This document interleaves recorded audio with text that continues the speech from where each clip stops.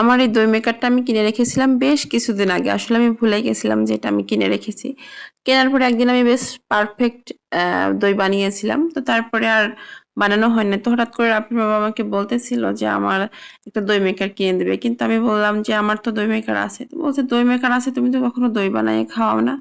তো যাই হোক আজকে চ্যালেঞ্জ নিয়ে নিলাম যে আজকে আমি দই বানিয়ে তাকে খাওয়াবো। যাই হোক আমি দুধগুলো কিন্তু আমি মোটামুটি 1 কেজির মতো দুধ নিয়েছি যেহেতু এটা 1 লিটারের দই মেকার। এই দুধটাকে আমি এখন সুন্দর করে আমি নেড়ে নেড়ে জাল দিয়ে নিব যাতে দুধটা পড়ে না যায় আর নিচে থেকে লেগে না যায়। এখন দুধটা নাড়া যদি আমি নাড়া অফ করে দিই সেক্ষেত্রে কিন্তু দুধটা লেগে যাওয়ার সম্ভাবনা থাকে। লেগে গেলে কিন্তু দইয়ের একটা ফ্লেভারটা যে মূল ফ্লেভার সেটা কিন্তু থাকবে না।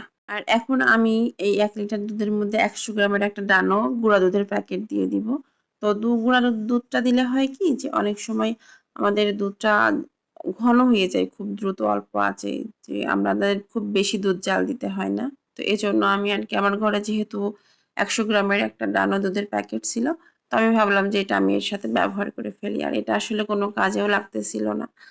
আর এখানে কিন্তু এবার আমি একটু চিনি ব্যবহার করব। চিনির পরিমাণটা অবশ্যই আমি আমার স্বাদ মতো দিব।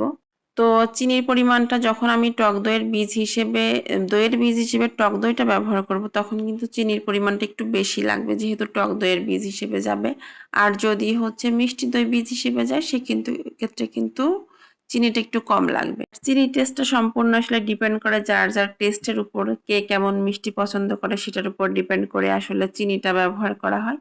তো আপনারা যখন দই বানাবেন তখন কিন্তু চিনিটা অন্তত আপনাদের স্বাদ মতো ব্যবহার করবেন। আর এখানে আমি আমার দই মেকারটা ঠিক যেভাবে প্যাকেট করে এনেছিলাম এভাবে কিন্তু আবার সুন্দর করে রেখে দিয়েছিলাম। তো এখন আমি প্যাকেট থেকে এটা বের করে নিব। এটাকে আমি এভাবে প্যাকেট করে রেখে দিয়েছিলাম আর এটা কিন্তু একদম নতুনের মতো এভাবে আছে। আর যেহেতু এটা ইলেকট্রিক ইয়োগার্ট মেকার, তো এখানে কিন্তু খুব একটা ঝামেলা আমার করতে হবে না। আমার কিন্তু এর ভিতরে সুন্দর একটা স্টিলের বাটি আছে, সেই বাটিটার মধ্যে কিন্তু আমি দইটা বসিয়ে দিলেই ব্যাস আমার কাজ কিন্তু শেষ। এই হচ্ছে বাটিটা, মোটামুটি 1 লিটারের দুধের দই এই বাটিতে বসানো যাবে। আর এই দই মেকারটা কিন্তু আমার কাছে সবথেকে, আমি যে কারণে কিনেছিলাম, কাজের কিনা জানি না তবে দেখতে বেশ কিউট লাগছিল আমার কাছে, এজন্য কিন্তু আমি কিনেছিলাম। আর আমি এই বাটির মধ্যে দুধটা ঢেলে দিয়ে জাস্ট আমি এই প্লাগটা পয়েন্টে লাগিয়ে দিলে কিন্তু আমার হয়ে যাবে। এদিকে আমি হচ্ছে 1 লিটার দুধকে 3 পর মতো জাল দিয়ে কমিয়ে নিয়েছি। আর এখানে আমি নিয়েছি টক দই যেটা আমি বীজ হিসেবে ব্যবহার করবো, এটা আমার ফ্রিজে রাখাই ছিল। আর এর মধ্যে আমি দিয়ে দিয়েছি অল্প পরিমাণ কুসুম দুধ। দুধটা দিয়ে কিন্তু বেশ ভালোভাবে নাড়াচাড়া করেছি আমি। নাড়াচাড়া করার পরে কিন্তু এর মধ্যে আমি এখন সুন্দর করে ঢেলে ঢেলে মিশিয়ে দিব। আর এই টক দইটা মেশানোর সময় আমাদেরকে একটা জিনিস মাথায় রাখতে হবে, এটা যেন দুধটা খুব বেশি গরমও না হয় আবার একদম ঠান্ডাও না হয়। যদি দুধটা বেশি গরম হয়ে যায় তাহলে কিন্তু আমাদের দইটা ঠিক মতো জমবে না, আর খুব বেশি ঠান্ডা হয়ে গেলে সেক্ষেত্রে কিন্তু জমবে না। তো আমরা একটা হাত দিয়ে এটা টেস্ট করব যাতে আমাদের হাতে সহ্য হয় এমন একটা গরম আমরা কিন্তু রাখবো। আর এখন আমি দুধটা বেশ ঢেলে দিব বাটির মধ্যে, আর একটু উপর থেকে ঢালবো। উপর থেকে ঢাললে পরে দইয়ের উপর একটা বাবল হয়, দেখতে পাচ্ছেন আপনারা। আর এই বাবলটা যখন দইটা বসে যায় তখন কিন্তু ওই বাবলটার জন্য দেখতে সুন্দর লাগে। এই জন্য একটু চেষ্টা করবেন উপর থেকে ঢালার যাতে একটু মানে বাবলটা উপরে আসে। তো আমি এইভাবে ঢেলে সুন্দর করে বাটির মধ্যে বসিয়ে দিলাম। বসিয়ে দিয়ে এবার হচ্ছে আমি এটাকে ঢেকে দিব। তো আমি সব থেকে যে ঝামেলায় পড়ছিলাম যে আমাদের যে প্লাগ পয়েন্টটা ছিল, মানে এই দই মেকারের যে প্লাগ পয়েন্টটা ছিল এটা কিন্তু খুবই ছোট। আর এটা আমার ঘরের পুরা ঘর খোঁজাখুঁজি করে কোনো জায়গায় মিলতেছিল না। পুরো ঘর খুঁজে অবশেষে আমার এই পয়েন্টটাতে কিন্তু আমি এটা দিতে পারছি। তো এখানে কিন্তু দেখেন সুইচটা দিলে কিন্তু এখানে একটা সিগন্যাল আছে, সিগন্যাল দিলে যে এখানে একটা বাতি জ্বললে এটা কিন্তু বুঝতে পারবো যে হচ্ছে হয়ে গেছে, মানে লাইনটা পেয়েছে।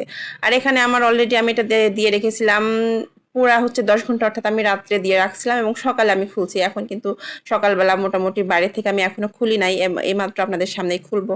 তো খুলে দেখবো যে আমাদের দইটা জমছে কিনা। তো দেখা যাক কি হয়। তো আমি প্রথমে খুব ভয় পাচ্ছিলাম। তো এই হলো আমাদের দইয়ের অবস্থা। আর এখানে কিন্তু ঢাকনা থেকে ঘেমে ঘেমে পানি পড়তেছিল। তো এখানে আমি দেখছি যে দইটা মনে হচ্ছে একটু কম জমছে, ভালো মতো জমে নাই। তো আমি একটু চামচ দিয়ে দেখার চেষ্টা করব যে এটা ঠিক মতো জমছে কিনা। এই যে এখানে একটু একটা থলথলে মতো হয়েছে, বাট এটা পুরো কিন্তু জমে নাই। তো এখন আমি চামচ দিয়ে একটু দেখবো যে এটা আসলে জমছে কিনা। তো এটা কিন্তু খুব একটা জমে নাই। তো আপনারা দেখতে পাচ্ছেন যে খুব একটা জমে নাই, এবং এটা আমি এই অবস্থায় কিন্তু ফ্রিজে 2 ঘন্টা রেখে দিয়েছিলাম। আর 2 ঘন্টা রেখে দেওয়ার পরে কিন্তু ঠিকঠাক জমে গেছিল।